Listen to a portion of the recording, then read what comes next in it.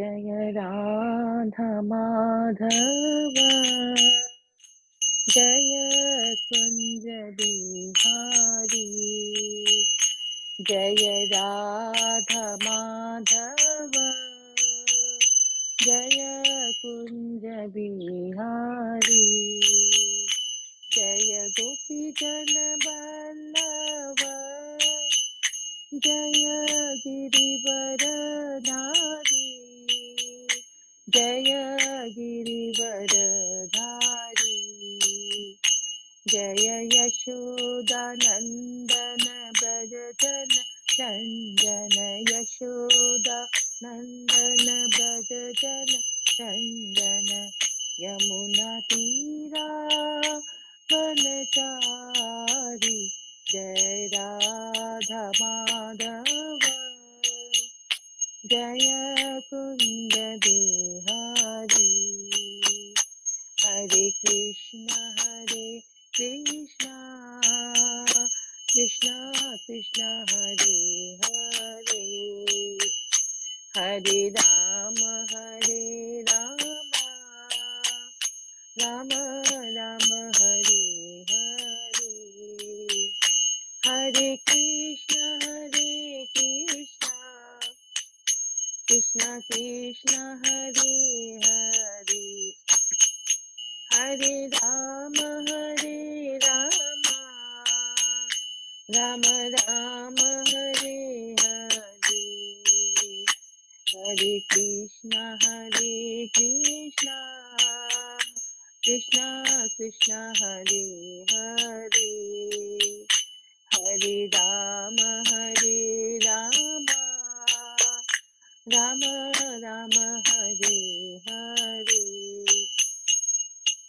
गोविंद बोलो हरि गोपाल बोलो राधा रमन हरि गोविंद बोलो हरि गोपाल बोलो राधा रमन हरि गोविंद बोलो जय राधे माधव राधे जय राधा श्याम सुंदर राधे जय राधे मदन मोहन राधे जय राधे कुंज बिहारी राधे जय राधे गोविंद राधे जय राधे रासबिहारी राधे जय जगन्नाथ बलदेवा जय सुभद्रा जय गौरानिताय जय गौरानिताय जय जय प्रभुपाद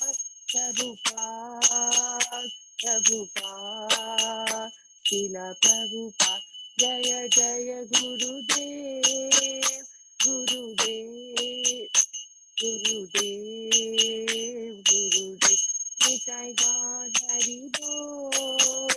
निताय गौर हरि बोल हरिनाम संकीर्तन की जय जगत गुरु शिला प्रपात की जय अनंत कोटि वैष्णव वृंद की जय हरे कृष्णा हरि बोल सीता पटल देवी दासी माता जी को बहुत बहुत धन्यवाद और अजय पदार्थ प्रभु को बहुत सुंदर। आज इस्कॉन दिल्ली के देखिए हमें राधा कृष्ण गौर निताई राम लक्ष्मण सीता प्रभुपाद जी सरस्वती भक्ति सिद्धांत सरस्वती ठाकुर जगन्नाथ हरे कृष्ण प्रभु जी की आवाज नहीं आ रही थी सबका दर्शन करवा दिया उन्होंने। हाँ। अभी सुनाई दे रहा है माता जी? हाँ अब आ रही है। हरि बोल। थैंक यू, बहुत बहुत धन्यवाद अजय प्रताप को सभी भक्तों को बहुत सुंदर कीर्तन के लिए। अभी हम लोग मंगलाचरण ये दिल्ली में कहाँ के थे, कुछ है क्या? नहीं, राधा पार्थो सारथी बोल करके है। अच्छा ओके टेम्पल दादा पार्थो सारथी। ओके हरि बोल। हम लोग मंगलाचरण करते हैं। ओम अज्ञान तिमिरांधस्य ज्ञानांजन शलाकया चक्षुरोन्मीलितं येन तस्मै श्री गुरुवे नमः। श्री चैतन्य मनोभीष्टं स्थापितं येन भूतले स्वयं रूप कदा मह्यं ददाति स्वपदान्तिकं। वन्देऽहं श्री गुरु श्रीयुतपद कमलं श्री गुरु वैष्णवांच च श्री रूपं रागजातं सहगना रघुनाथं वितं तं सजीवं स्वाद्वैतं सावभूतं परिजं सहितं कृष्ण चैतन्य देवं श्री राधा कृष्ण पादान सहगन ललिता श्री विशाखा वितांत च। नमो ओम विष्णुपादाय कृष्ण पृष्ठाय भूतले श्रीमते भक्ति वेदांत स्वामी इति नामने। नमस्ते सारस्वती देवे गौरवाणी प्रचारिणी निर्विशेषा शून्यवादी पाश्चात्य देश तारिणी। वांछा कल्पतरुभ्यः कृपा सिन्धुभ्यः च पतितानां पावनेभ्यो वैष्णवेभ्यो नमो नमः। नमो महावदान्याय कृष्ण प्रेम पदाय ते कृष्णाय कृष्ण चैतन्य नामने गौरत्से नमः। हे कृष्ण करुणा सिंधु दीन बंधु जगतपते गोपेश गोपिका कांत राधा कांत नमस्तुते। तप्त कांचन गौरांगी राधे वृंदावनेश्वरी विश्वानुसुते देवी प्रणमामि हरिप्रिये। नीलांचल निवासाय नित्याय परमात्मने बलभद्र सुभद्राभ्याम जगन्नाथाय ते नमः। जय श्री कृष्ण चैतन्य प्रभु नित्यानंद श्री अद्वैत गदाधर श्रीवासादि गौर भक्तवृंद। मुखं करोति वाचालं पंगु लंघे यत्कृपातमहं वन्दे श्री गुरुमदीनतारिणं। परमानंद माधवं श्री चैतन्येश्वरं। हरे कृष्ण कृष्ण कृष्ण हरे हरे हरे राम राम राम हरे। श्री श्री मंगलाचरण की जय, शिला प्रभुपाद की जय। हरे कृष्णा। आज के इस भागवतम चर्चा में सभी भक्तों का हार्दिक स्वागत है, अभिनंदन है। सभी भक्तों के चरणों में मेरा सादर दंडन प्रणाम है। भगवान श्री कृष्ण गुरु आचार्य राधा गोविंद परम वैष्णव भागवतों की हम लोगों पर इतनी असीम कृपा है कि हम लोग कई दिनों से श्रीमद् भागवतम की चर्चा कर पा रहे हैं। हम लोग कैंटो 4 के हम लोग 8वें अध्याय की समाप्ति पर हैं। शीर्षक है ध्रुव महाराज का गृह त्याग और वन गमन, जिसमें हम ध्रुव महाराज किस प्रकार अंत में हमने पढ़ा कि भगवान की कृपा से ध्रुव नारद जी को मिलते हैं, नारद जी को भेजते हैं ध्रुव महाराज के पास और उन्हें बताते हैं कि भक्ति किसने किया जाए। और अपना कहते हैं अगर हम भक्ति गुरु के आदेश के अनुसार करते हैं तो सिद्धि का मार्ग निश्चित है। बहुत सुंदर बताते हैं। उसके पहले हमने 7 अध्याय कंप्लीट किए हैं। पहले अध्याय में मनु के पुत्र स्वयं मनु के पुत्रों का वर्णन है। आकुति जिन्होंने रुचि से ब्याह किया, यज्ञ और दक्षिणा कपल उत्पन्न हुए, उनसे 12 संतान हुए, तुषित नाम से कहलाए। उसके बाद में देहूति माता जी की 9 पुत्रों का ब्याह ब्रह्मा जी के 9 ऋषि पुत्र से हुआ और उनसे अलग अलग महान योगी और बड़े बड़े भक्त जो कह देते हैं योगी भक्त, उन्होंने उनसे प्रकट हुए। उसके बाद में तीसरी पुत्री है प्रसूति, जिसका ब्याह दक्ष से हुआ और उसके 16 कन्याएं हुई, जिसमें सबसे छोटी कन्या सती है, जिसका ब्याह शिव से हुआ। प्रथम 13 कन्याओं का ब्याह सबको याद है, धर्म से हुआ। एक ही धर्म से 13 कन्याओं का ब्याह हुआ है। 14वीं कन्या स्वाहा है, 15वीं स्वधा है और 16वीं है सती। दूसरे अध्याय में हम लोग प्रवेश करते हैं, जिसमें हमने दक्ष द्वारा शिव जी को किस प्रकार दक्ष शिव जी का अपमान करता है। शाप क्या देगा, वो अपमान करता है बहुत है कि एक परम भक्त का किस प्रकार अपनी कलुषित चेतना में दूषित चेतना के चलते वो अपमान करता है, मात्र इसलिए कि वो उनके दामाद है भगवान शिव। और जब वो यज्ञशाला में आते हैं तो खड़े होकर सम्मान नहीं किया, जबकि भगवान शिव पूर्ण समाधि में थे, भगवान के ध्यान में थे। और इसका दुष्परिणाम क्या होता है, शिव के अनुयायी क्रोधित हो जाते हैं। दक्ष के कारण वो क्रोधित होते, एक दूसरे को वो अभिशाप देते हैं। तीसरे अध्याय में हम लोग प्रवेश करते हैं, बहुत सुंदर है, जिसमें हमने पढ़ा शिव तथा सती का संवाद कि किस प्रकार सती जब दक्ष एक दूसरा बृहस्पति शव यज्ञ संपन्न करने जा रहे होते हैं, सभी लोग आते हैं, लेकिन ब्रह्मा जी नहीं आते हैं। ब्रह्मा जी को तो उसने बुलाया भी है, लेकिन ब्रह्मा जी नहीं जानते हैं, क्योंकि उनको मालूम है कि दक्ष ने एक परम वैष्णव के चरण में अपराध किया है, और वैष्णव चरण में अपराध होने से कोई भी कार्य संपन्न नहीं होता है। ये पहले ब्रह्मा जी हम लोगों ने पढ़ा है कि 6वें अध्याय में ये बात देवताओं को कहते हैं। इसलिए ब्रह्मा जी नहीं चाहते हैं, शिव भी नहीं चाहते, चूंकि उनको तो बुलाया नहीं। लेकिन सती अपने मोह के बस में आकर के बाहरी दृष्टि से याद रखेंगे माता पिता के प्रति उनकी प्रेम है। अरे माता पिता ने नहीं बुलाया तो क्या हुआ है, पुत्र को बुलाने की दरकार थोड़ी होती है, बोल की हमें जाना चाहिए। भगवान शिव कहते हैं नहीं जाना चाहिए। जब किसी की चेतना कलुषित होती है और उस समय हमें बिल्कुल भी नहीं जाना चाहिए। उससे क्या होगा, अपशकुन हो गए, वातावरण कलुषित हो जाएगा। तो ये जानते हुए उन्होंने मना किया, लेकिन उसके बावजूद भी सती माता जाना चाहती। 4थे अध्याय में प्रवेश करते हैं। सती द्वारा शरीर त्याग। माता सती भगवान शिव के कहने के बावजूद भी यज्ञशाला में जाती है, क्योंकि एक दिव्य उद्देश्य होता है, अपनी इंद्र तृप्ति के लिए नहीं है, लेकिन एक दिव्य संदेश होता है। जाती है, देखती है यज्ञशाला में भगवान शिव का जो भाग है रखा है वो नहीं रखा गया है। क्रोधित हो जाती है और पहले भगवान शिव को ग्लोरीफाई करती है कि भगवान सभी जीवात्मा को अत्यंत प्रिय है, उनका कोई प्रतिद्वंदी नहीं है। वो किसी के अवगुण को नहीं देखते हैं, बल्कि छोटे से गुण को भी महान गुण बना करके उसे ग्लोरीफाई करते हैं। इतना ही नहीं, इवन ब्रह्मा जी उनके चरणों में अर्पित पुष्प को अपने चरणों में अपने सिर मस्तक में धारण करते हैं। भगवान शिव के गुण है, भौतिक ईश्वर की बात तो छोड़े, बड़े दिव्य आध्यात्मिक अव्यक्त है, जैसे हम जैसे बद्ध जीव उन्हें नहीं समझ पाते हैं। परम वैष्णव का अपमान हुआ है। पिता आपके नाते मैं आपका बद्ध नहीं कर सकती और मुझे खुद ही आत्महत्या कर लेनी चाहिए।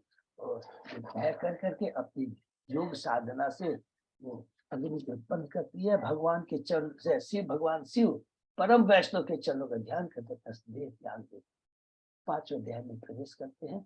दक्ष के यज्ञ का विध्वंस नारद जी जाकर कर करके शिव जी को बताते हैं। सती के देह त्याग के बारे में शिव भगवान क्रोधित हो जाते हैं, अपनी योग शक्ति से वीरभद्र को उत्पन्न करते हैं। वीरभद्र और शिव के अनुयायी चंडेश नंदीश्वर मणिमान को लेकर जाते हैं। भृगु की मूछे, भग की आंखें और पूसा के दांत को खत्म कर देते हैं और दक्ष का गला काट करके धड़ को काट करके यज्ञ आहुति में डाल देते हैं। 6ठे अध्याय में प्रवेश करते हैं। ब्रह्मा जी द्वारा शिव जी को समझाना बहुत सुंदर है, बहुत सुंदर।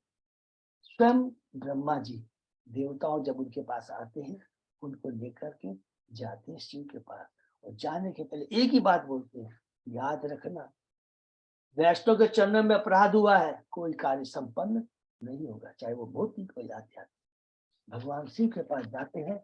हमने इतना सुंदर पढ़ा कैलाश धाम का वर्णन। भगवान शिव बट वृक्ष के नीचे बैठे थे, 800 मील ऊंचा, 600 मील चौड़ा था। शिव खड़े होते हैं, क्योंकि वो पिता है ब्रह्मा जी, उनके चरणों में प्रणाम करते हैं। और उसके बाद में शिव ब्रह्मा जी कहते हैं शिव को, देखो इस भौतिक जगत में जो मनुष्य की जो सभ्यता है, वन आश्रम को बनाना बहुत जरूरी है, जिससे मनुष्य मनुष्य के रूप में रहे, नहीं तो पशु के रूप में वो परिणत हो जाएगा। तो ये यज्ञ है, बहुत जरूरी है। देवताओं को विष्णु को प्रसन्न करना बहुत जरूरी है। और आप ही ने तो ये पता चला ये है शिव, क्यों कि आप ही तो सृष्टि के पालन करता संहार करता है, और आप ही सृष्टि पालन संहार करते हैं। तो आप ही ने तो ये पता, आप ही नष्ट कर देंगे तो खराब हो जाएगा।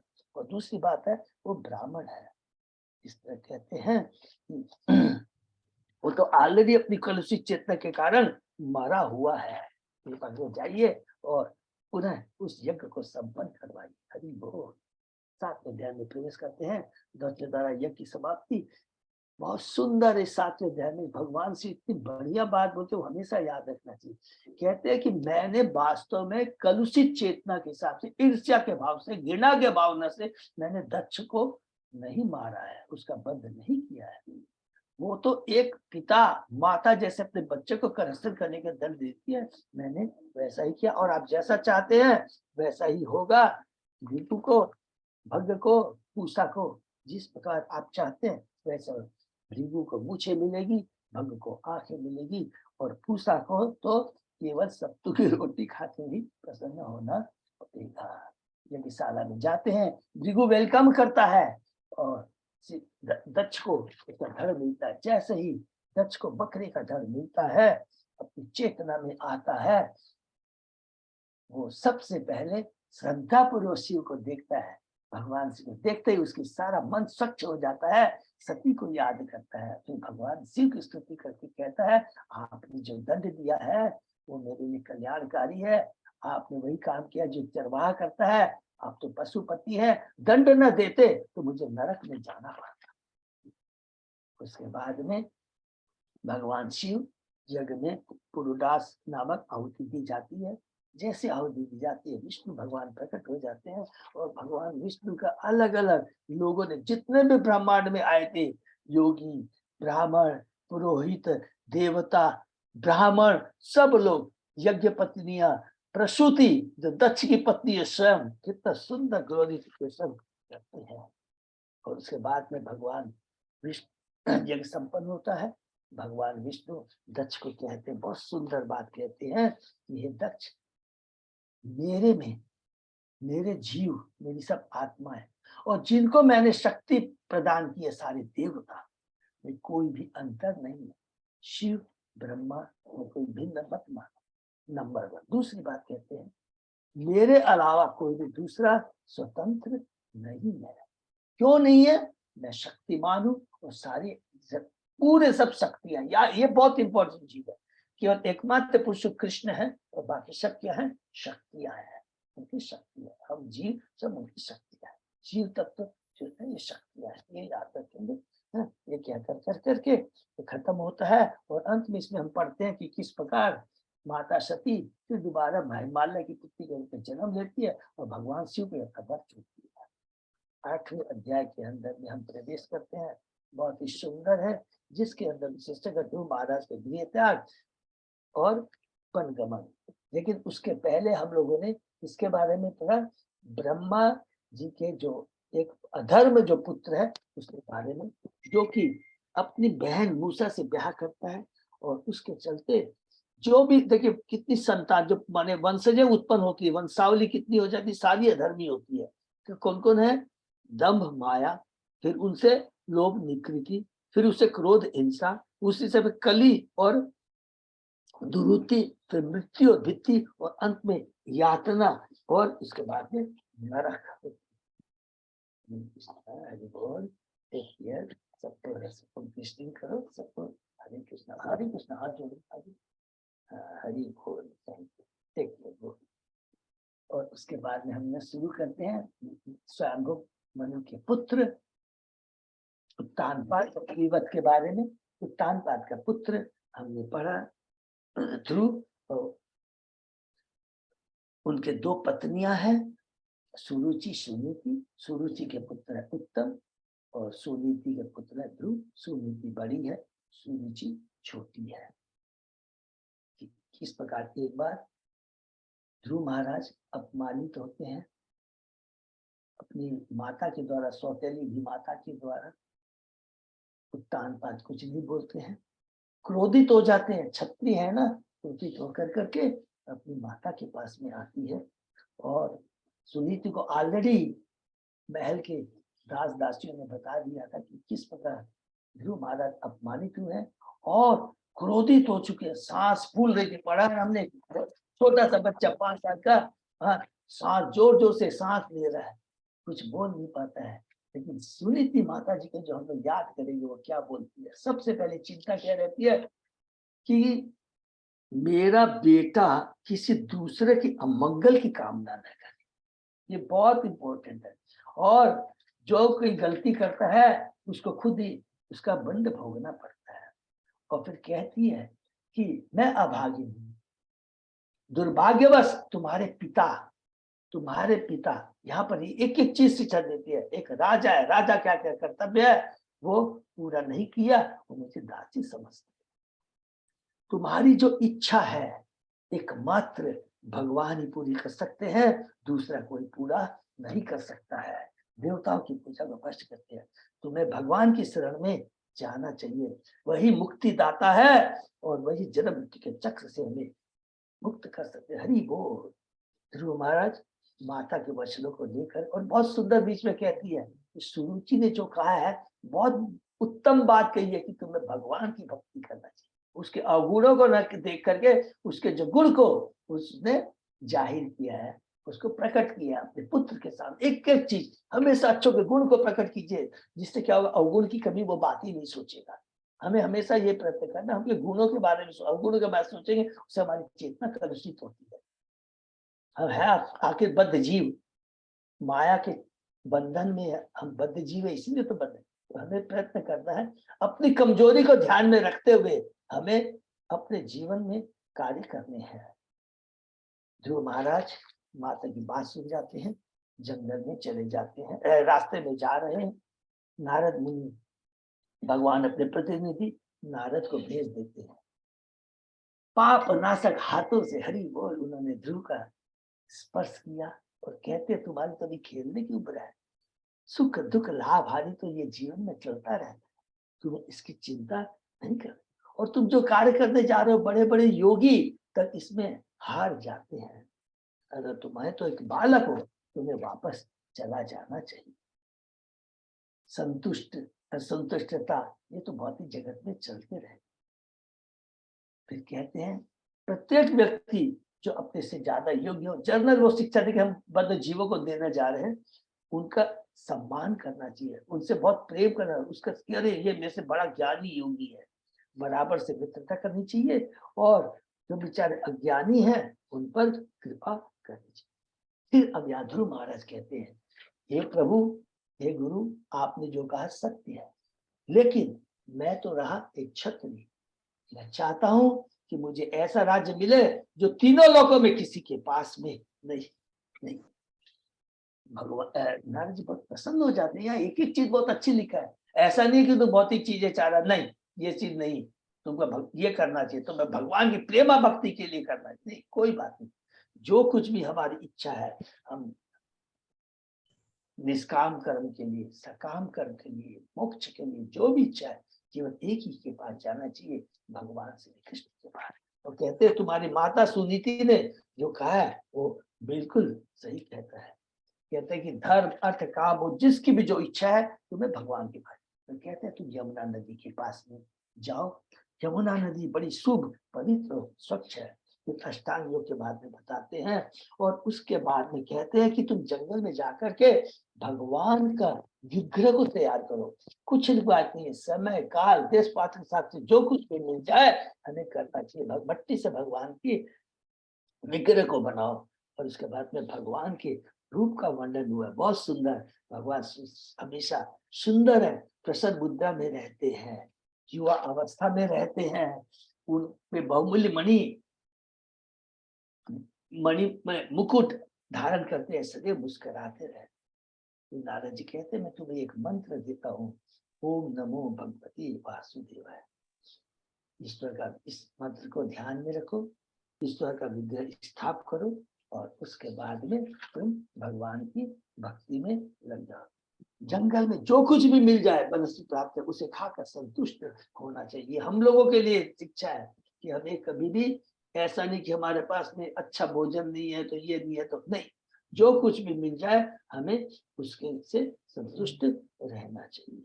तो कहते हैं प्रतिदिन 3 बार जप करना चाहिए। विग्रह की पूजा अतिरिक्त विविध अवतारों, दिव्य अवतारों के विषय में भी ध्यान करना चाहिए। बहुत सुंदर बात कहते हैं, क्योंकि कहते हैं भगवान अपनी इच्छा से जो भी अलग अलग अवतार लेते हैं, वो यहाँ पर देखिए प्रभुपाद जी इंटेंशनली जानबूझ के हमें बताते हैं कि भगवान के जो भी अवतार जहाँ प्रभुपाद जी को मन मिलता है वो सारे दिव्य होते हैं। और कल हमने पढ़ा कि तो इस प्रकार जो कोई गंभीरता तथा निष्ठा से अपने मन वचन शरीर से भगवान की भक्ति करता है, और जो कोई भी प्रामाणिक गुरु द्वारा भक्ति विधियों के कार्य में मग्न रहता है, उसे भगवान इच्छा अनुसार वर देते हैं। यदि भक्त धर्म अर्थ काम मोक्ष की भी इच्छा चाहता है तो भगवान उसको पूरा करते हैं। यदि कोई वास्तविक मुक्ति का इच्छुक हो तो उसे दिव्य प्रेम भक्ति प्रदान करते हैं। बहुत सुंदर बात है। प्रभुपाद जी कहते हैं, कर्मी ज्ञानी, कर्मी से ऊपर ज्ञानी होता है, ज्ञानी ऊपर से ध्यानी, और ध्यानी से ऊपर सबसे अच्छा उत्तम होता है भगवान का परम भक्त। इस प्रकार ध्रुव महाराज ने नारद मुनि की प्रदक्षिणा की और वे मधुबन के लिए चल पड़े। और यहाँ पर उसके बाद में बहुत सुंदर हमने पढ़ा, नारद जी किसके पास जाते हैं? उत्तानपाद के पास जाते हैं। लेकिन उत्तानपाद से हमें बहुत बड़ी शिक्षा लेनी चाहिए। ये तो भगवान के भक्त है, भारी दृष्टि से लगता उन्होंने ये किया। एक राजा का क्या कर्तव्य होता है, उनके माध्यम से हमें सीखना है कि नहीं उन्होंने गलती की है तो क्या है, समदृष्टि होनी चाहिए राजा की। राजा का बहुत बड़ा कर्तव्य होता है, एक लीडर का बहुत बड़ा कर्तव्य, नंबर 1। दूसरा, यहाँ लिखता है कि हे राजन, जैसे ही नारद मुनि जाते और कहते हे राजन तुम्हारा मुख सूखा हुआ है, ऐसा लग रहा है तुम दीर्घ काल से कुछ सोच रहे हो।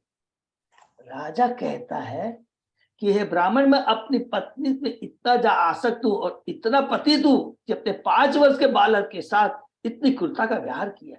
मैं अपने पुत्र के बारे में सोच रहा हूं, वह असुरक्षित और भूखा होगा, मैं जंगल में कहीं सोया होगा और भेड़िया ने उसे खा लिया होगा। और सुंदर बात कहते हैं। तो यहाँ पर हमने क्या शिक्षा मिला? हमसे कभी गलतियां हो जाए, अगर हम उसका पश्चाताप करते हैं तो भगवान उसे माफ कर देते हैं, क्योंकि भगवान को मालूम है भौतिक जगत है, 3 गुणों से सारे लोग प्रभावित है। तो पश्चाताप की अग्नि में सारे हमारी दुश्चिंताएं, कलुषित चिंताएं नष्ट हो जाती है। और याद रखेंगे, पूरे भागवत में आगे पढ़ेंगे, उत्तानपाद ने फिर ये गलती दोबारा नहीं की। हाथी वाला स्नान नहीं होना चाहिए। एक बार गलती की, पश्चाताप किया, भगवान माफ कर देते हैं। कश्यप मुनि ने भी यही चीज कहा था दीप्ति माता, कोई बात नहीं, तुमने पश्चाताप किया है, कोई बात नहीं। एक प्रोत्साहन मिलता है। देखिए गुरु का कितना बड़ा कार्य होता है। उत्तानपाद खुश हो जाता है और कहते हैं, नारद मुनि कहते हैं, हे राजन, तुम्हारा पुत्र भगवान द्वारा पूर्ण सुरक्षित है। हरि बोल। उसका प्रभाव सारे संसार में फैल चुका है। दूसरा बात कहते हैं, तुम्हारा पुत्र अत्यंत समर्थ है और ऐसे कार्य करेगा कि बड़े बड़े राजा तथा साधु भी नहीं कर पाते। तुम्हारा पुत्र समर्थ है, बहुत दिव्य मीनिंग है, क्योंकि उसको एक गुरु की कृपा मिल चुकी है। भगवान ने मुझे गुरु के माध्यम से तुम्हारे पुत्र के पास भेजा है, उसने मुझसे शिक्षा ग्रहण की है, मैंने भगवान से शिक्षा ग्रहण की, इसलिए वो समर्थ है। हम अपनी योग्यता से कभी समर्थ नहीं हो सकते जब तक भगवान की कृपा।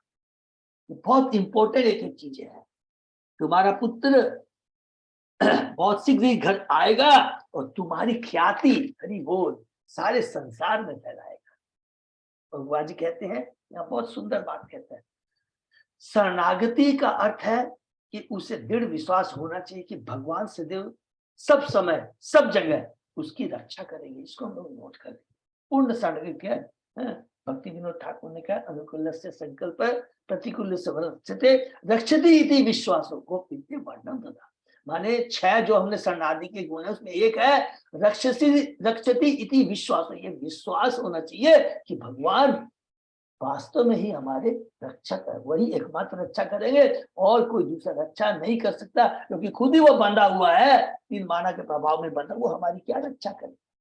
हम किसी का भी बात ले लीजिए, पुत्र को लीजिए, पत्नी को ले लीजिए, देवताओं को ले लीजिए, राजा, किसी को भी आप ले लीजिए, सब खुद ही असुरक्षित है। केवल एकमात्र कौन सुरक्षित है? भगवान का भक्त, क्यों? वो भगवान के संरक्षण में रहता है। इस प्रकार राजा को आश्वासन दिया। उधर ध्रुव महाराज मधुवन छोड़कर मधुवन पहुंचकर नारद मुनि द्वारा बताई गई विधि से सिर्फ भगवान की आराधना में लीन हो गए। और लास्ट का ये जो श्लोक में पढ़ा उसमें बहुत बड़ी बात है। तो क्या कहते हैं? विश्वनाथ चक्रवर्ती ठाकुर को उद्धृत करते हैं प्रभुपाद जी की, यदि हम भगवान के धाम वापस जाना चाहते हैं तो गुरु के आदेश अनुसार गंभीरता पूर्वक कार्य करना चाहिए। यही सिद्धि का मार्ग है। बिना गुरु के हम भगवान से नहीं मिल सकते, भगवान की कृपा प्राप्त नहीं कर सकते। कल के लास्ट तो अपने पढ़ा, इसके आगे हम लोग आज पढ़ते हैं। ओम नमो भगवते वासुदेवाय, ओम नमो भगवते वासुदेवाय, ओम नमो भगवते वासुदेवाय। नारायण नमस्कृत्य नरं चैव नरोत्तमं देवी सरस्वती व्यासं ततो जयमुदीरये। नष्टायेषु अभद्रेषु नित्यं भागवत सेवया, भगवती उत्तम श्लोके भक्ति भवति नैष्ठिकी। कृष्णाय वासुदेवाय देवकी नंदनाय च नंद गोप कुमाराय गोविंदाय नमो नमः। आराधयो भगवान ब्रजेश तनय ततधाम वृंदावनम, रमया काचित् उपासना व्रजवधू वर्गेण्य कल्पिता। श्रीमद् भागवतम प्रमाणम अमलम प्रेमापुमर्तो महा, श्री चैतन्य महाप्रभो मतमिदं तत् आदरो न पर। हरे कृष्ण कृष्ण कृष्ण हरे हरे, हरे राम राम राम हरे हरे। कैंटो 4 अध्याय 8 श्लोक नंबर 72 प्रभु। हाँ प्रभु। Thank you. 72 ध्रुव महाराज मधुबन चले गए हैं, वृंदावन में है, 12 वनों में से एक है, हमने पढ़ा है। और गुरु के निर्देशानुसार अब वो तपस्या करने जा रहे हैं। किस तरह की वो तपस्या कर रहे हैं यहाँ पर आगे हम लोग पढ़ेंगे। त्रिरात अंते कपि तथ बदर अशन आत्मवृत्ति अनुसारेण माशम निन्ये अर्चयन हरि। हरि बोल। ध्रुव महाराज ने पहले महीने में अपने शरीर की रक्षा निर्वाह हेतु 3 दिन पर केवल कहते तथा बेर का भोजन किया, और इस प्रकार से वे सिर्फ भगवान की पूजा को आगे बढ़ाते रहे अपने शरीर की रक्षा हेतु। ये बहुत इंपॉर्टेंट पॉइंट है। ये मनुष्य शरीर बहुत दुर्लभ है, इसको बहुत अच्छे से संभाल के रखना है। किसके लिए? कि जैसे ज्यादा भगवान की भक्ति कर सके। कभी भी ये मन में नहीं सोचना चाहिए हे भगवान मुझे उठा ले, हे भगवान में कष्ट भोग। नहीं, मनुष्य होनी बहुत दुर्लभ है। अब जब से ये सब चीज पढ़ेंगे तो हमारी चेतना जितनी कलुषित चेतना है, और हम जो अंधकार में प्रकाश में आ जाएंगे।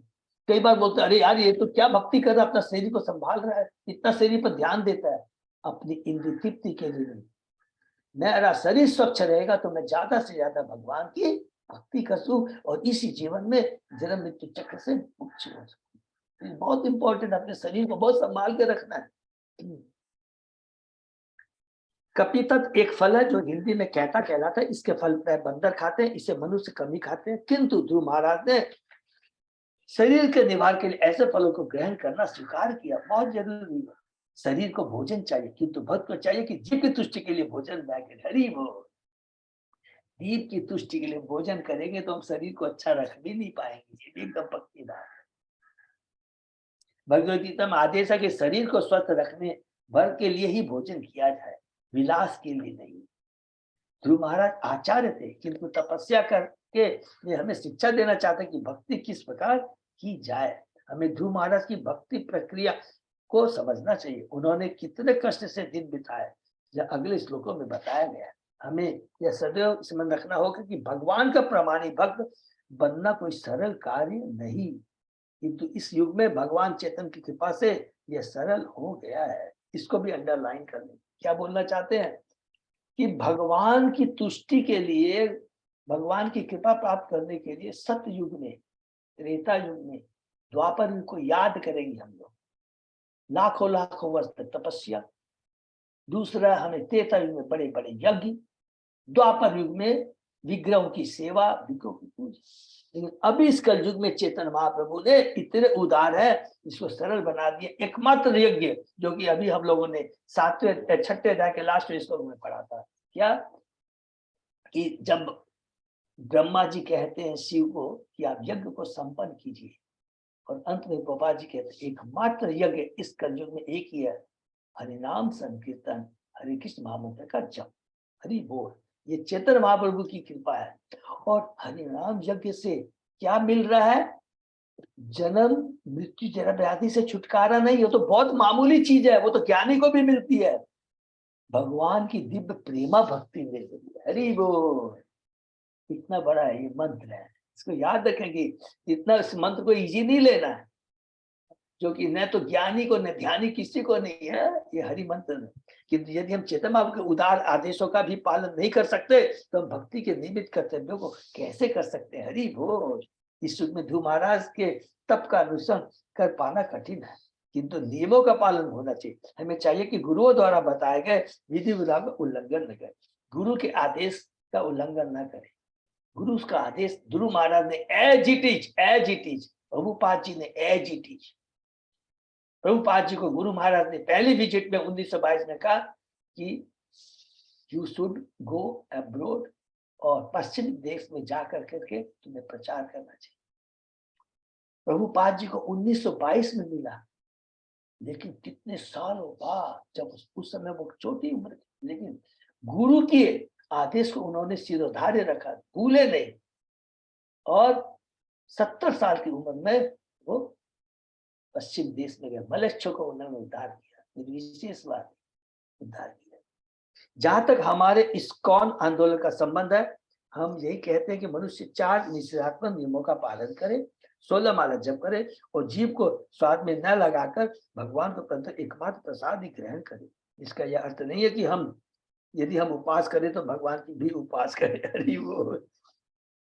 भगवान को अच्छा से अच्छा भोग चढ़ाए, किंतु हमारा उद्देश्य अपने स्वाद की पूर्ति करना नहीं होना चाहिए।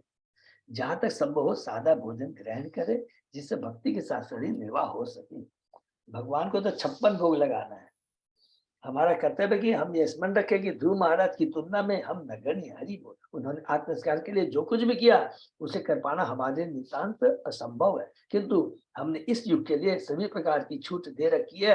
अगर हम इतना तो स्मरण रखें कि कर्तव्यों को न करने से हमारे उद्देश्य की पूर्ति नहीं हो सकती। सिंपल 4 रेगुलेटरी प्रिंसिपल फॉलो करना। हरि बोल।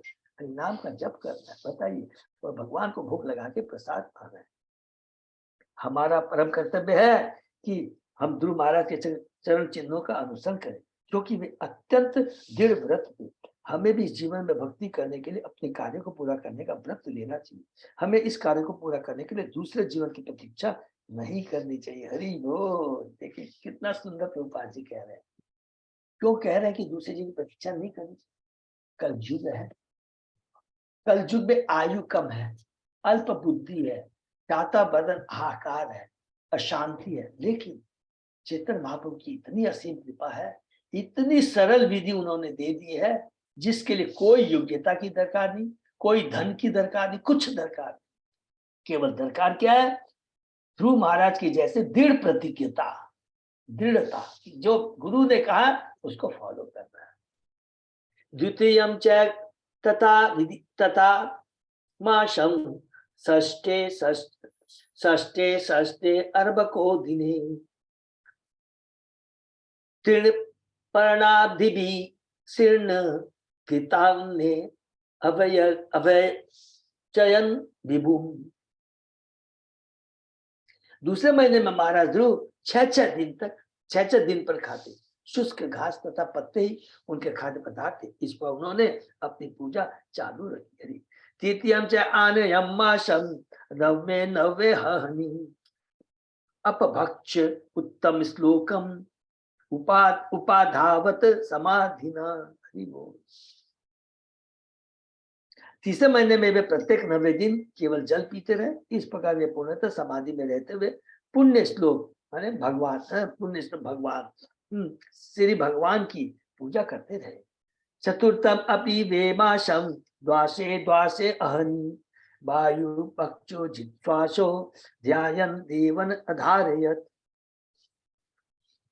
चौथे महीने में ध्रुव महाराज प्राणायाम में पटु हो गए और इस प्रकार प्रत्येक 12वें दिन वायु को श्वास से भीतर ले जाते। इस प्रकार अपने स्थान पर पूर्णतः स्थित होकर उन्होंने श्री भगवान की पूजा की।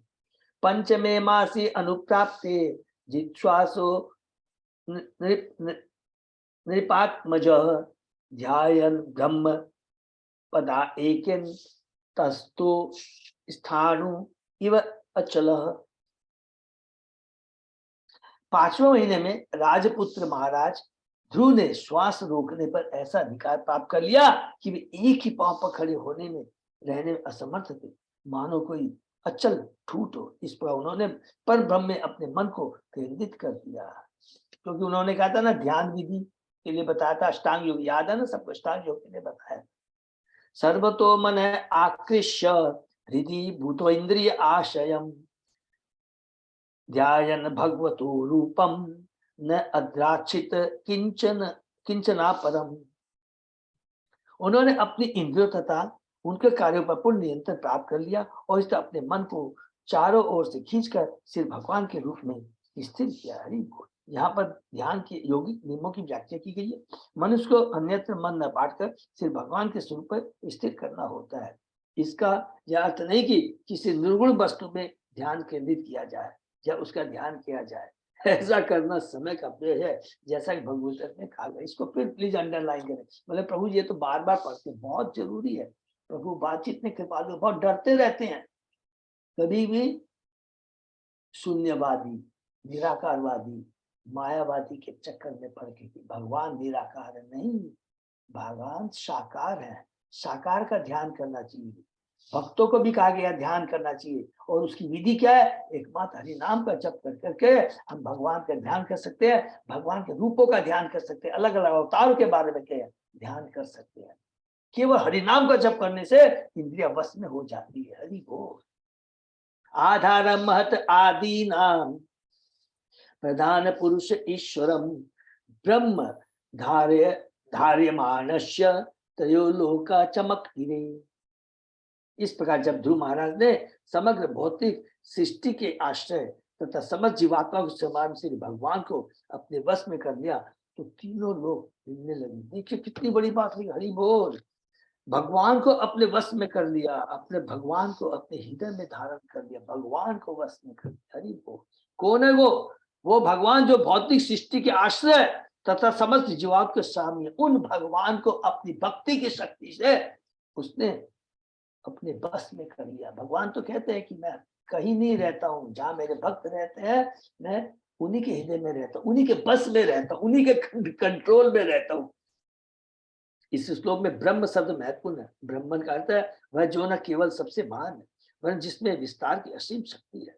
ध्रुव महाराज ब्रह्म को अपने हृदय में किस प्रकार बंदी बना सके? हरि बोल।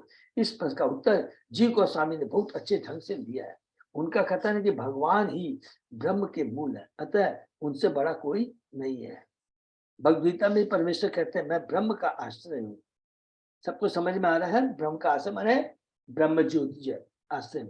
अनेक पुरुष विशेषतः मायावादी ब्रह्म को मानतम सर्वप्रसन्न वस्तु मानते हैं, किंतु इस श्लोक से तथा भगवत जैसे अन्य वैदिक साहित्य से प्रकट है कि ब्रह्म का आश्रय श्री भगवान। हरि बोल। जिस प्रकार सूर्य प्रकाश का आश्रय सूर्य का गोला है, जिस प्रकार सूर्य की रोशनी सूर्य का प्रकाश सूर्य का गोला है, अतः शिव जी गोस्वामी कहते हैं कि भगवान का दिव्य रूप समस्त मानवता का बीज है, अतः वह पर ब्रह्म है।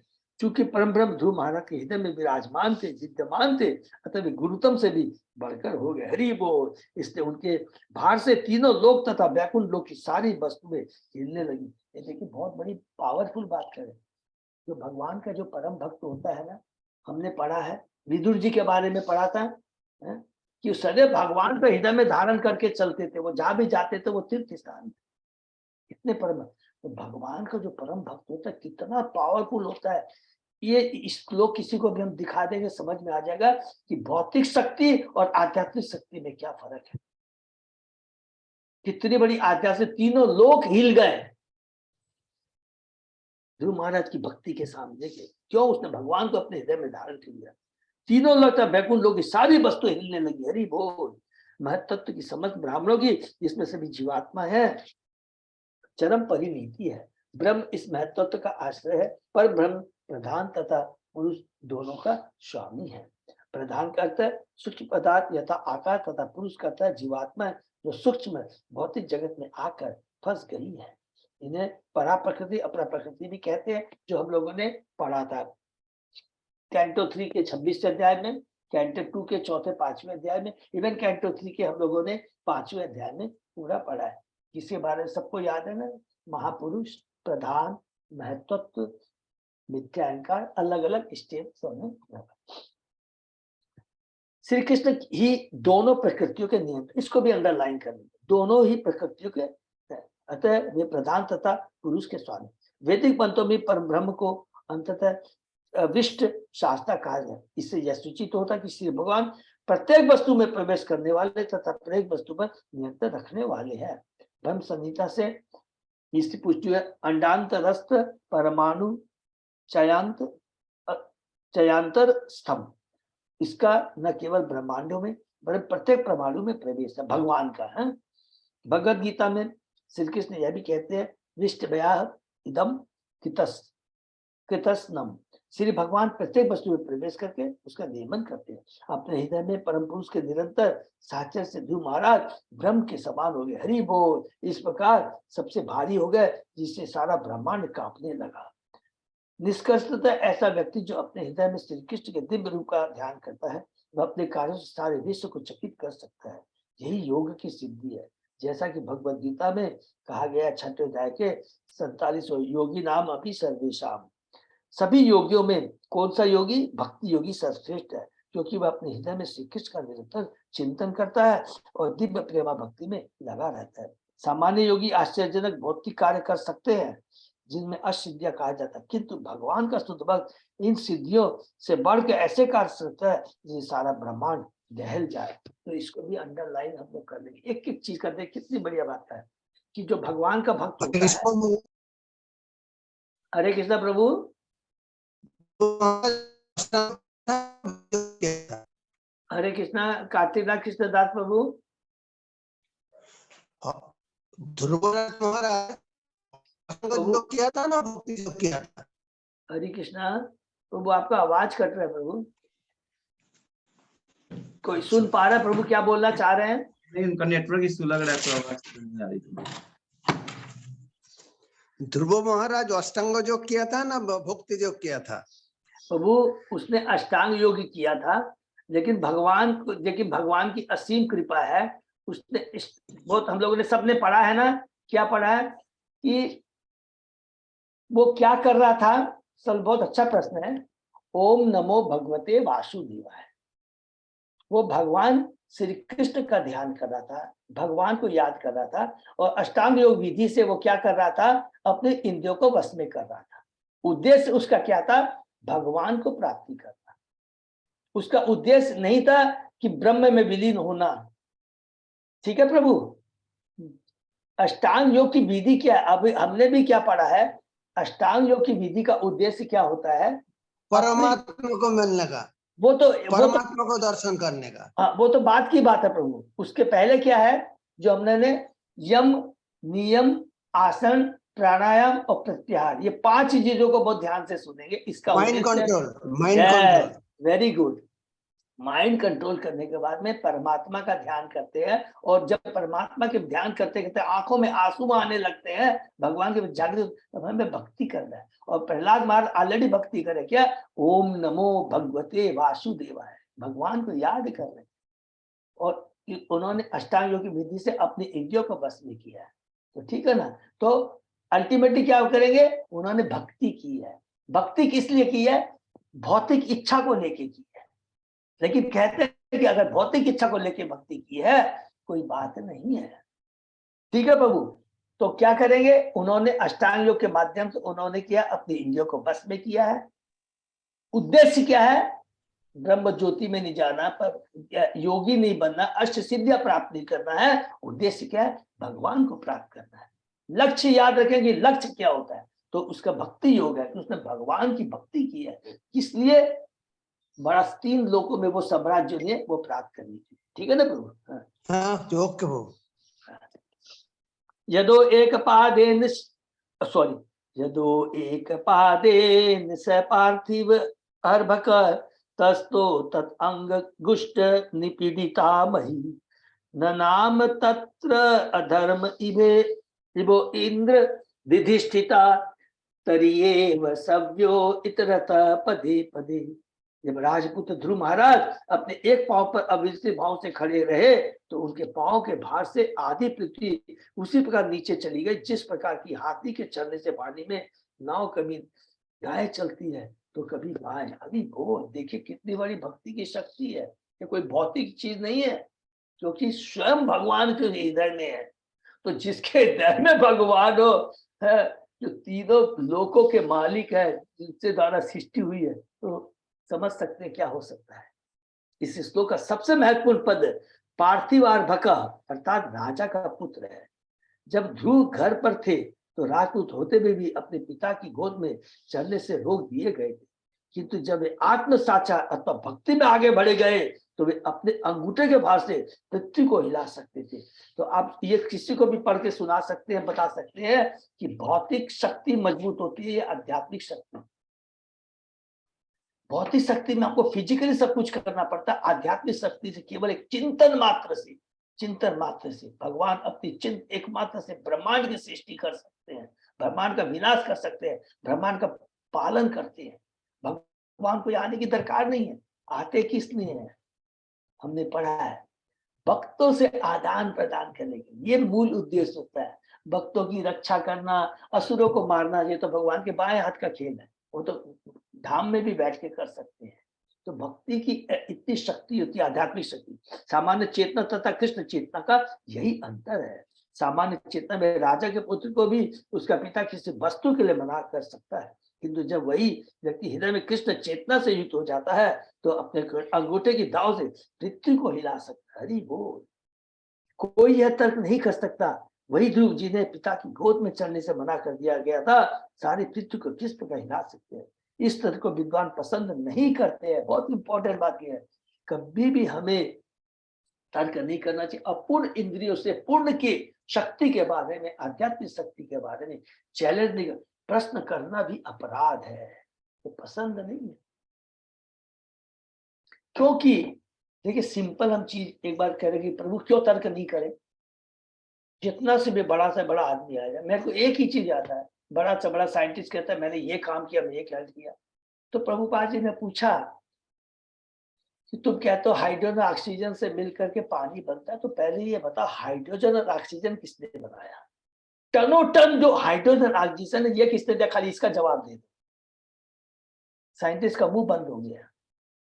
तुम इतने बड़ी बार महल बनाऊंगा, मनुष्य को बना दूंगा, ये करूंगा, तुम एक घास का तिनका तो बना के दिखा दो।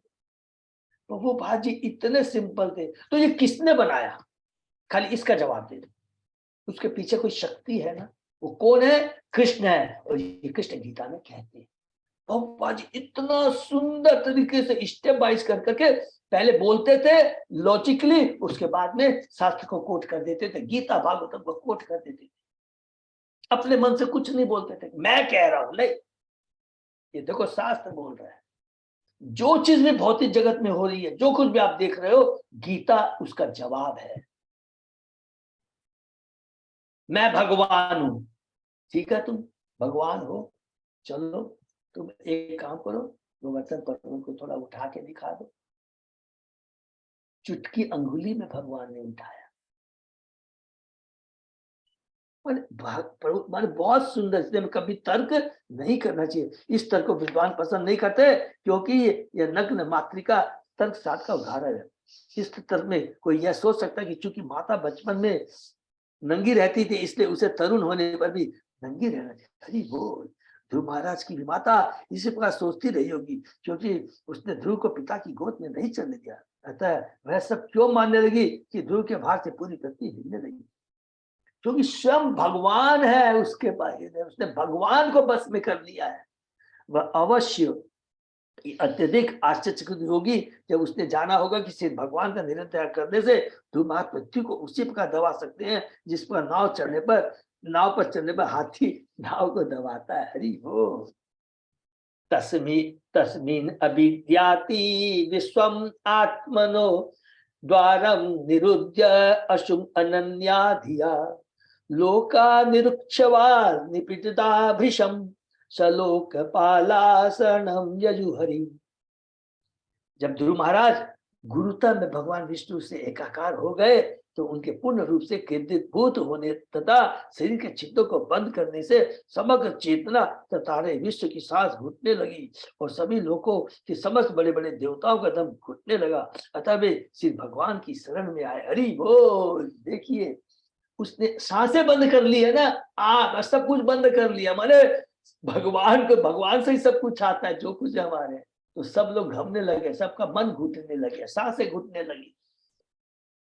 जब सैकड़ों व्यक्ति किसी विमान में बैठे रहते हैं, देखिए बहुत सुंदर है, तो वे व्यष्टि होकर भी सैकड़ों मील की चाल से उड़ने वाले विमान के वेग में हिस्सा बताते हैं। उसी प्रकार जब हम इकाई शक्ति को समग्र शक्ति के परिप्रेक्ष्य में देखते हैं तो इकाई शक्ति समग्र शक्ति के बराबर शक्तिमान हो जाती है। जैसा कि पिछले में बताया गया, अपनी आत्मोन्नति के कारण ध्रुव महाराज में समग्र गुरुत्व आ गई, क्योंकि वो भगवान स्वयं उसके अंदर में है, जिससे सारी पृथ्वी दब गई।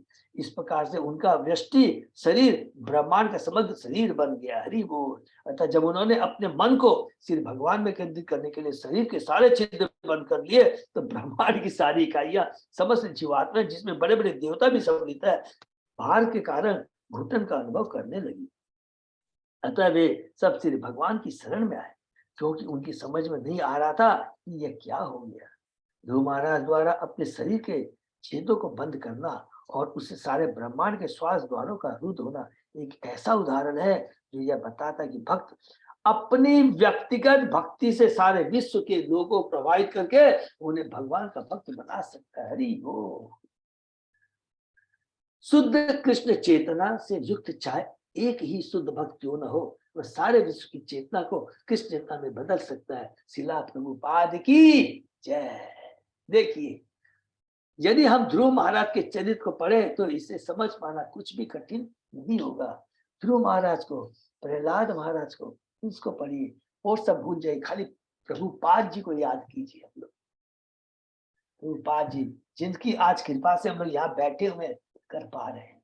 ये जो बुक्स है प्रभुपाद जी की लिखी हुई है, प्रभुपाद जी ने इतनी मेहनत की है। जैसे खाली श्लोक पढ़े, रिसाइट कर लिया, पढ़ते चले जाएंगे, लेकिन जो उन्होंने तात्पर्य जो दिया है प्रभुपाद जी ने, हम जिंदगी में सोच भी नहीं सकते। ऐसा किस पता भी नहीं भविष्य में, जब तक कोई सत्यावेश होता है तब तक नहीं आया होगा कि। इसलिए प्रभुपाद जी ने कहा है कि मेरे जो शास्त्र को पढ़ेगा, ये मेरे शास्त्र 10,000 वर्षों तक जिंदा रहेंगे। बहुत इंपॉर्टेंट है। देखिए, हमेशा प्रभुपाद जी को याद स्वतः हम लोग करते हैं। प्रभुपाद जी की स्वयं कृपा है कि हम लोग पढ़ते हैं और प्रभुपाद जी को हम लोग याद करते हैं। बोल। देववाच नेवं नेवं विदामो भगवन प्राणरोधम चराचरस्या अखिल सत्वधामनः विदेहि तरते ने विजिनात विमोक्षम प्राप्ता वयम त्वाम शरणम शरण्यम। देवताओं ने कहे, भगवान आप समझ जड़ तथा चेतन जीवात्माओं के आश्रय, हमें लग रहा है कि सभी जीवों का दम घुट रहा है, उनकी श्वास क्रिया अवरुद्ध हो गई है। हमें ऐसा अनुभव कभी नहीं हुआ। आप सभी शरणार्थियों के आश्रय हैं, अतः हम आपके पास आए हैं। कृपा हमें इस संकट से उबारिए। देखिए, एक चीज और है, देवता किसके पास में जाते हैं? सतबुद्धि वाले हैं ना, किसी पाखंडी के पास नहीं जाते। किसके पास जाते हैं? हमेशा भगवान के पास ही जाते। तो जब भी हमें कोई प्रॉब्लम आए तो हमें किसके पास जाना चाहिए? भगवान, और भगवान के प्रतिनिधि गुरु के पास जाना चाहिए। भगवान की भक्ति के प्रति ध्रुव महाराज के प्रभाव का अनुभव देवताओं को भी हो रहा था, जिन्होंने इसके पूर्व कभी ऐसा अनुभव नहीं किया था। ध्रुव महाराज के श्वास रोक लिए जाने पर सारे संसार की श्वास क्रिया रुद्ध हो गई। श्री भगवान की इच्छा से भौतिक जीव श्वास नहीं ले पाते। देखिए, बहुत इंपॉर्टेंट चीज है, श्री भगवान की इच्छा से भौतिक जीव श्वास नहीं ले पाते, जबकि दिव्य आत्मा श्वास ले सकती। भौतिक जीव तो भगवान की बहिरंग शक्ति के प्रतिफल है, जबकि दिव्य आत्मा है अंतरंग शक्ति की। भगवान के संरक्षण में रहते हैं। हम जीव किसके संरक्षण में रहते हैं? योग माया के, महामाया, अर्थात ये क्या नाम है, बहिरंग शक्ति। और भगवान का जो भक्त है किसके अंदर में? अंतरंग शक्ति, योग माया के संरक्षण में रहता है। देवतागण दोनों प्रकार के जीवों के नियंता श्री भगवान के पास यह जानने के लिए गए कि उनके श्वास के रुद्ध हो रहे हैं उस जगत में सभी प्रकार की समस्याओं के हल के लिए परमेश्वर अंतिम लक्ष्य, इसको भी अंडरलाइन कर लेंगे। इस जगत में सभी प्रकार की समस्याओं के हल के लिए परमेश्वर अंतिम लक्ष्य है। अंतिम लक्ष्य एकमात्र लक्ष्य है, अंतिम लक्ष्य और एकमात्र लक्ष्य है।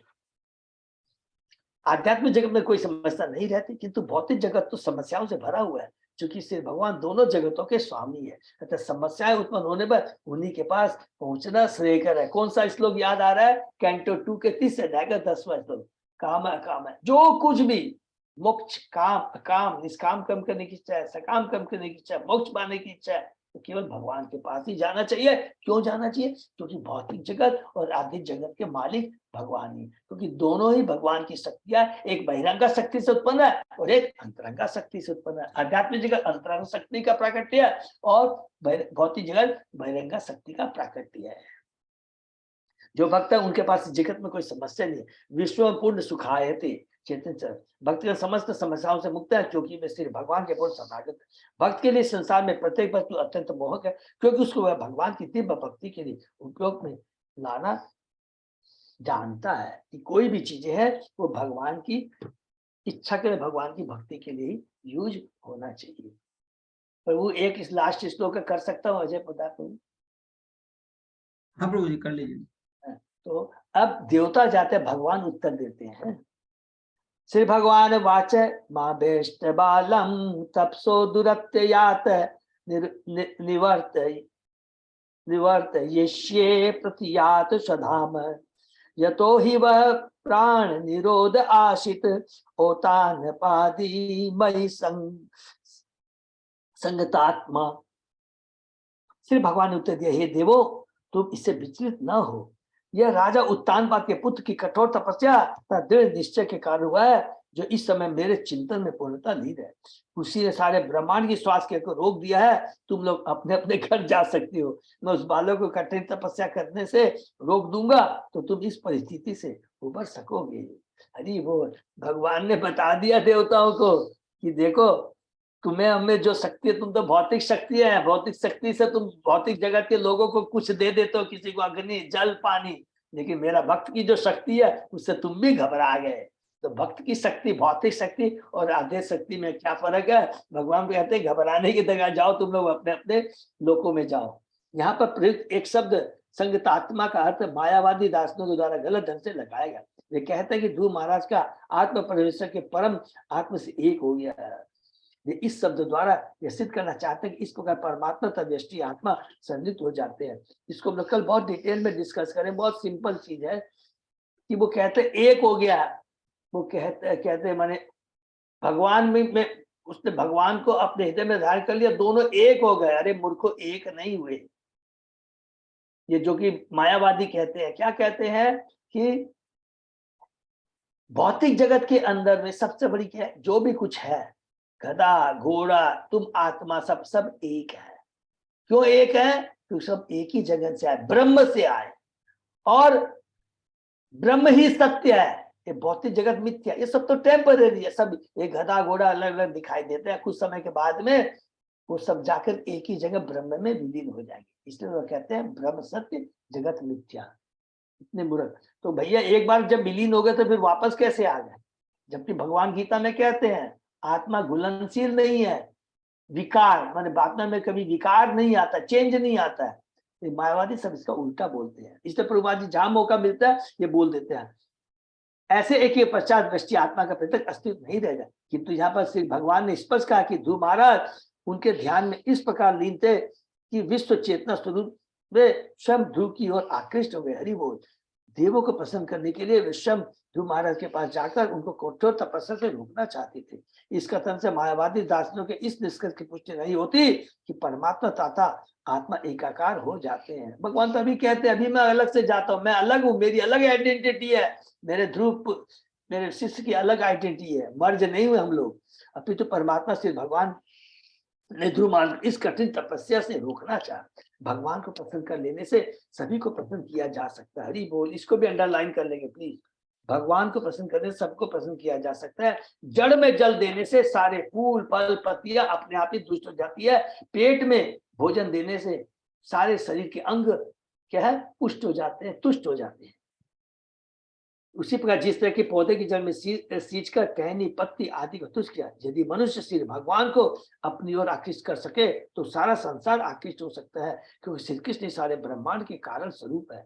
सभी देवता श्वास रोग से पूरी तरह मिट जाने के भय से आशंकित है, किंतु भगवान ने विश्वास दिलाया कि ध्रुव महाराज भगवान के परम भक्त हैं, वे ब्रह्मांड का संहार करने नहीं जा रहे, पर कभी भी अन्य जीवात्माओं से द्वेष नहीं करता। हरि बोल। तो यहाँ पर कितना सुंदर हम यहाँ समाप्त करते हैं 8वें अध्याय का, कि भगवान ही भौतिक जगत आत्मिक जगत के मालिक हैं। भौतिक जगत में जो कुछ भी है वो भगवान की कृपा से ही है। देवता है जितने भी है भौतिक जगत में उनको दिया जाता है, लेकिन भगवान की जो भक्त होते हैं उनकी जो शक्ति होती है, दिव्य जो शक्ति होती है, उसके सामने भौतिक शक्ति फेल हो जाती है, कुछ भी नहीं है। ये देवताओं के माध्यम से आपको समझ में आ रहा है। देवता के माध्यम से यहाँ पर भगवान हमें ये शिक्षा दे रहे हैं, भगवान देवताओं को बता रहे हैं कि तुम चिंता मत करो। तो भक्ति में बहुत शक्ति होती है, वो दिव्य शक्ति होती है। इसलिए का याद आ गया ना कि 1 मिनट हो, शिव भगवान वो कहती है ना सती, अरे तुम भौतिक शरीर के लिए रो रहे हो पिता, भगवान शिव के पास में जो अव्यक्त आध्यात्मिक शक्ति है, दिव्य ऐश्वर्य है, उसके सामने ये सब बेकार है। दिव्य ऐश्वर्य है, भौतिक ऐश्वर्य, दिव्य ऐश्वर्य क्या है? आप यहां से इससे बड़ा एग्जाम्पल और नहीं मिल सकता। हरे कृष्णा। इसलिए हमें क्या करना चाहिए कि केवल भगवान के पूरा श्लोक का पूरी इसमें ध्रुव महाराज की लीला एक ही चीज मिला है। क्या मिला है? ध्रुव महाराज भौतिक ऐश्वर्य के प्रति आसक्त है, कोई बात नहीं, लेकिन हर जगह यही लिखा है, एक ही श्लोक को दोहराया गया है, कैंटो 2 के 3रे अध्याय का 10वां श्लोक। भौतिक इच्छाएं भी है, हम सब की है, कुछ भी इच्छा हो तो भगवान के पास जाना चाहिए। भगवान के पास जाने से क्या होता है, जैसे माता अपने बच्चे को समझाती है, देख बेटा कोई बात नहीं, तेरे को सब चीज मिली, लेकिन बेटा ये चीज तेरे लिए अच्छी नहीं है, ये तेरे लिए नुकसानदायक है, तेरे को बुखार हो रखा है, तू आइसक्रीम खाएगा तो और बीमार पड़ जाएगा। लेकिन भाई देवता के पास, व्यापारी के पास जाएंगे, कुछ नहीं देखेंगे, 5 रुपया दो, तू बीमार पड़ता है और खराब होता है, तो फट से आइसक्रीम पकड़ा देंगे। इसलिए हमेशा भगवान के पास जाना चाहिए। भगवान के पास जाने से हमारी क्या होती है? भौतिक अनवांटेड, क्या लिखेंगे? अनवांटेड इच्छाएं, भौतिक कुछ मत बोलिए, अनवांटेड इच्छाएं कम हो जाती है, और वास्तव में हमारे कल्याण के लिए जो चीज है वो चीज भगवान दे देते हैं। सिंपल चीज है। हरे कृष्णा। हरे दंडवत प्रणाम प्रभु। हरे कृष्ण प्रभु जी, दंडवत प्रणाम। हरे कृष्ण प्रभु जी, दंडवत प्रणाम। सुंदर अध्याय है। हरे कृष्ण प्रभु जी, दंडवत प्रणाम। अब नेक्स्ट कल हम लोग, बहुत बहुत धन्यवाद सब भक्तों को, हम लोग सब मिलकर के इतना सुंदर भगवान की कथा सुन पा रहे हैं। सब भक्तों बहुत बहुत धन्यवाद। और अनाउंसमेंट कुछ है अजय पदार प्रभु? नहीं प्रभु जी, बस आपके पास। मेरे को कभी कभी बहुत याद आता है, अजय पदार को बहुत धन्यवाद देता, इतना सुंदर एकदम पूरा अरेंजमेंट करके रखते हैं, सब कुछ करके रखते हैं हर चीज का, तो हम लोग सब जुड़े रहते हैं, बहुत अच्छा लगता है। बहुत बहुत धन्यवाद अजय पदार प्रभु को, उनकी अच्छी सेवा के, हरी सेवा। और सब भक्तों को बहुत धन्यवाद है। बहुत कम समय बचा, ज्यादा से ज्यादा प्लीज हम लोगों को प्रचार करना है, ज्यादा से ज्यादा गीता, भागवतम, चेताचरित्र, जो भी बुक्स है, ऐसा नहीं सब चीज। तो अभी मंदिर से हमको सब चीज मिलेगा है। आप सपोज कि हम 100 रुपया भी जो भी कुछ देते हैं तो बोल सकते हैं छोटी बुक्स चाहिए, गीता चाहिए, भागवतम चाहिए, चेता, सब कुछ मिलेगा है। सब कुछ हमारे उसमें, जस्ट भौतिक दृष्टि से मत सोचिएगा, वो सब अंक उसमें मिलेंगे, पॉइंट्स मिलेंगे। ऐसा नहीं कि गीता, सबके अलग अलग पॉइंट है, गीता का इतना पॉइंट है, भागवतम का इतना पॉइंट है, चेतन चरित्र का इतना पॉइंट है, उसको भौतिक दृष्टि से मत लीजिएगा। हरे कृष्ण। हरे कृष्णा प्रभु जी, दंडवत प्रणाम। सही भक्तों बहुत बहुत धन्यवाद। आज का सेशन ये विराम करते हैं, फिर सोमवार सुबह 7 बजे मिलते हैं। हरे कृष्ण।